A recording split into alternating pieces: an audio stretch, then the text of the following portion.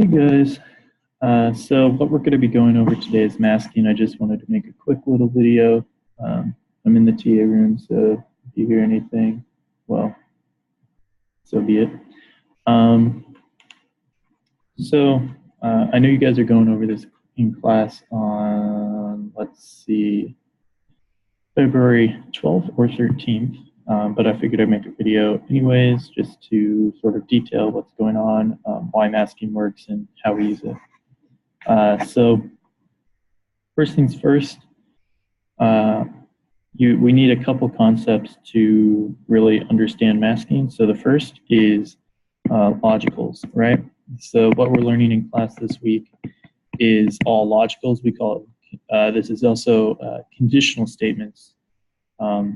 Also use logicals, and so that's what sort of our topic is for the week. But our logicals, remember, are not, then we have equal, then we have not equal. Sorry, this is double equal, right? Single equal is used to define. Then we have less than or equal, greater than or equal, and then less than and greater than, right? And so these are all of our logicals that we have in our toolbox. We know that these are logicals. We need one more thing within this, and that is that 1 is logical true, and that 0 is logical false.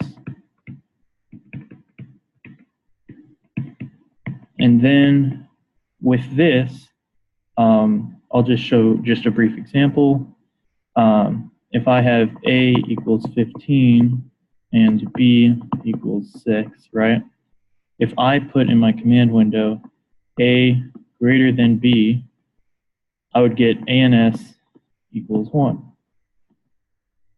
And it would be logical. It would say in your in your MATLAB workspace that it's logical. Now, if I did the reverse, if I said A is less than B, I get A and S equals 0. And again, that would be logical. So, true, false. Then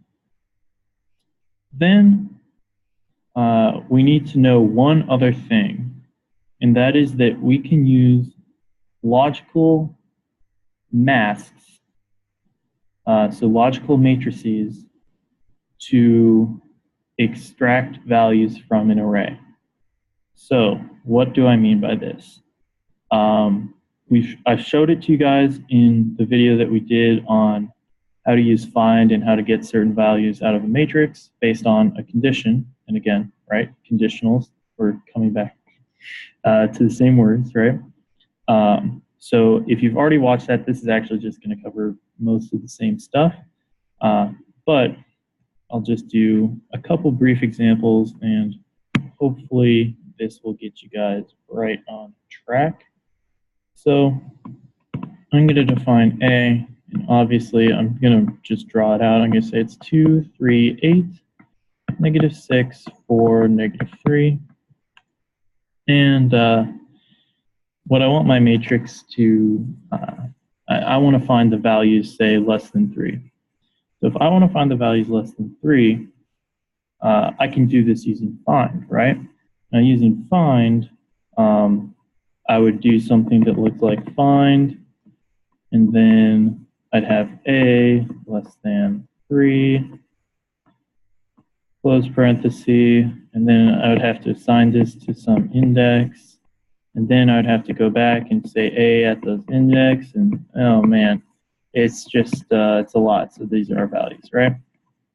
It's a lot of typing. We want to get around that.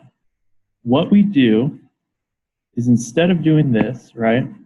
So I'll just keep this off to the side and just to say a soft no on that. What we do is we say my values are equal to A, where, so when I'm talking in office hours, or when I'm talking about doing a problem, whenever I do these open parentheses, I always say where, because it's either going to be where and then a condition, or it's going to be where and then it's asking sort of a question. So where, maybe it's my all rows first column or something like that. So where in this case is a definition. It's a conditional, and so where a, ooh, that was weird. Let me do that. Where a is less than 3. And so this is all we need to do to extract those values. And so the result of this, vals would be a column. I want to say it's a column, and it would be 2, -6, -3. It might be a row. If it's a row, you can correct me and call me dumb. That's fine. I'm okay with that. Now, what is this actually doing? So let's pull out this a less than 3, right? So when we were up here, and I said a less than b, right, I either got a 1 or a 0. Well, if I do a less than 3, here's what I get. I actually get that the following matrix. I'll draw my matrix out, and you'll notice I'm always drawing these out in these videos, and there's a reason why I do this on OneNote and not in MATLAB sometimes. It's because it's easier to see. So 1, 0, 0, 1, 0, 1. And so the logic for that is 2 less than 3? Well, yes, so that's a 1. That's true. Is 3 less than 3? No, 3 is less than or equal to 3, but it's not less than 3. Is 8 less than 3? No. Is -6 less than 3? Yes. Is +4 less than 3? No. Is -3 less than 3? Yes. And so each time I say yes, I go ahead and put my 1, my 1, my 1. And each time that I say no, I get a 0, right? So this is just, this is how the matrix is created. So now this matrix here is the matrix that is, this is exactly what MATLAB is reading as the input here. So MATLAB is the way it's reading is saying A, where A is true, is equal to vals. So where A is true is in the first location, 1, 1, which is 2. Negative, so then it would be row 2, column 1, 2, 1, and that's -6. And then it's 2, column 3, so 2, 3, and that's -3. Now it's not finding the locations. The locations are already given. Each one of these is treated as a location, right? So the locations are already defined. And so wherever that's true, it's going to take that value and put it and pull that value out.